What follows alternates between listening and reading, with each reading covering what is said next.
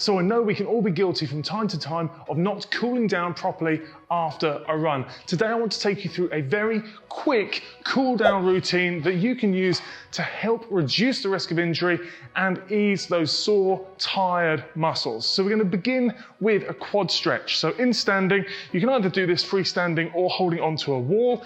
I want you to focus on one thing with this, and that is making sure that as we stand nice and tall, we keep this stretching leg back behind the standing leg. Okay, a lot of people will just stand here with this stretching knee ahead of the standing knee, and it really doesn't put much of a stretch on their quads at all. You won't feel a good stretch up here in comparison to if you keep the stretching leg back ever so slightly, pulling back on the foot, keeping the standing knee slightly bent. This all of a sudden will feel like a good stretch up the front of the thigh. We're going to hold this for 30 seconds. Stretching your quads. This particularly focuses on a muscle called rectus femoris, which runs straight down the front of your thigh. And once you've done 30 seconds on one, we can then change and do 30 seconds on the other. So again, little knee bend in the standing leg, bring this back into hip extension. So this knee is behind this knee. And from here, we're just going to stay nice and tall, nice and upright. We don't want to see you flare the leg out to the side at all. We're looking to keep the legs pretty much in parallel here. And again, just holding nice and relaxed. Stretches down the front of those quads. From here, we're going to use a box, but this could easily be a chair or something like that. Just need an elevated surface. We're going to get into our hip flexors that little bit more. So front foot elevated. From here, we're going to kick the back leg back behind you. Keep this leg straight. Draw your belly button in, squeeze your butt, tilt the pelvis back.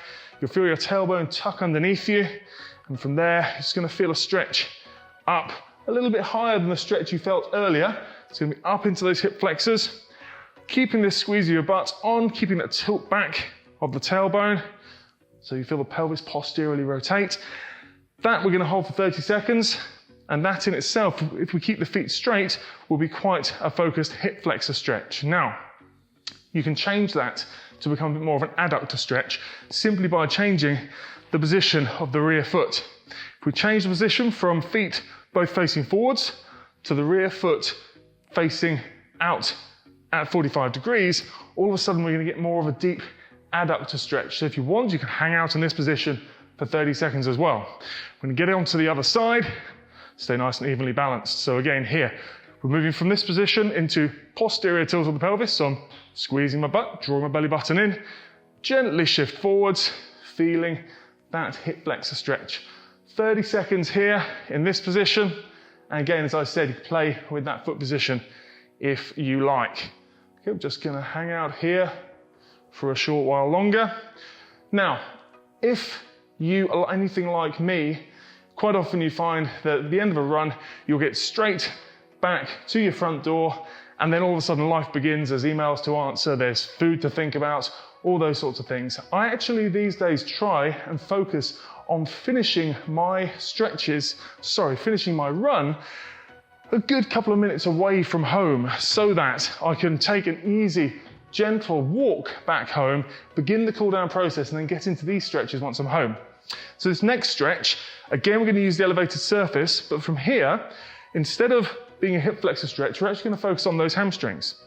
In this position, we're not in a hamstring stretch, but what I want to do is pivot off the heel on the back foot, or the front foot rather, and as we then pivot off that heel, we're gently straightening at the knee. Extending this knee, you'll get to a point where you start to feel a hamstring stretch here. We're going to be nice and upright, nice and tall through your torso, but this will feel very different in terms of being more of a kind of a mid-belly hamstring stretch than it would do if you just snap straight back into an extended knee and pull the toes up towards the ceiling, which for most people will feel a bit more of a burn behind the knee, some people even down into the calves. That's more of a sciatic nerve tension that we're feeling rather than a hamstring stretch, and it's the hamstring stretch that we're after here. So torso nice and upright. That's less important. You can do this as well with your torso down on your thigh, but I generally focus on coming from a flexed knee, back gently into knee extension, but find myself reaching a point where I can feel the hamstring stretch whilst the knee is still slightly bent. Hold this position 30 seconds, and then we'll change to the other side.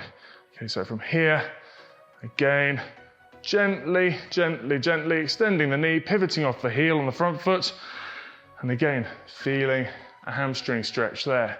And hold this on 30 seconds, just feeling that nice mid kind of muscle belly stretch. Don't worry too much about position of the foot. Just keep the foot fairly relaxed. We don't want you pointing the toes particularly or dorsiflexing hard. Again, if you have a degree of neural tension, you'll feel that as you add ankle dorsiflexion in, that starts to bring that burning sensation that a lot of people mistakenly think is a hamstring stretch. But we're after the feeling here, not the feeling here. Okay, from there, we're going to move into a stretch a little bit more for the hip region. We're going deep into the gluteal region, so glutes and particularly piriformis with this one. So what I want to do is sit nice and tall, nice and upright. I'm going to bring one foot over the other thigh into this position to begin with. From here, it's important that you stay upright. You're going to hook opposite knee with opposite elbow, and I want you to hug your knee into your chest, keeping your torso facing forwards, keeping your hips facing forwards. And in this position, you should feel in those glutes on the stretching side and deep into a kind of a deep gluteal region, that piriformis region, a good stretch as we're combining hip flexion, adduction, and external rotation. You can make it more intense yourself if you want to push the heel around to opposite side hip. We're going to hold this for 30 seconds, and then after 30 seconds, we can switch and do the other side. So again, from here, heel comes round over the top of the thigh, opposite arm, the elbow hooks around the knee, and you're lifting knee to chest rather than chest to knee. So we stay as tall and as upright as we can.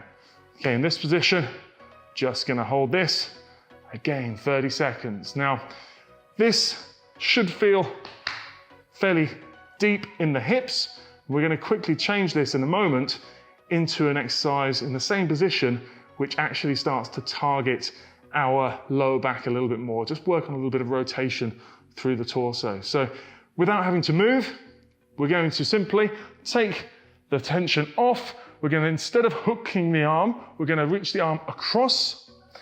Other arm comes behind you. And from there, just going to rotate around. Okay, and as you rotate around, just breathe, nice and relaxed. You can hold this just for about 30 seconds. Again, we're not looking for any kind of feeling of discomfort or pain with this. It really is just a nice stretch. Everything through lower back and into the outside of the hip here. Okay, after 30 seconds there, we'll simply change and do the same on the other side. Okay. Now, after 30 seconds of this, that's where we're going to get you down onto the ground in a nice relaxed position and just do a little bit more work on lower back mobility. So, from there, we're going to hop up, take a position down on the ground on your front. So to start with, in this prone position, all I want is you up on your elbows. Okay, keeping your hips down, gently squeeze your bum, and relax. From there, you're going to bring your hands underneath your shoulders and then push up as high as you comfortably can into the top of this cobra stretch. Nice stretch through your abdominals. Again, hip flexors a little bit, working into a little bit of lumbar extension. Now from there, we can work into the opposite direction. So just walk your knees in, so you're in this tabletop position. Go a little bit wider with your knees if it's comfortable for you. So then, as you reach your hands forwards, sit your heels back onto your butt, and we're going to come into this child's pose position here. Relax your head down between your shoulders. We're just going to hold. We hold that position for 30 seconds. We can change between the two. So we come up again into our cobra stretch. And then we can hold, and then from there, we come back again into child's pose.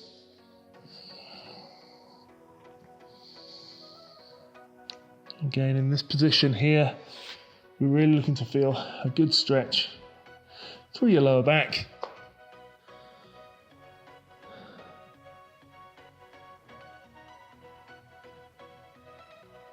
I hope you enjoyed that nice chilled post-run cool-down routine. Of course, feel free to bookmark this link so that you can come back and use this as your go-to post-run stretch after every workout.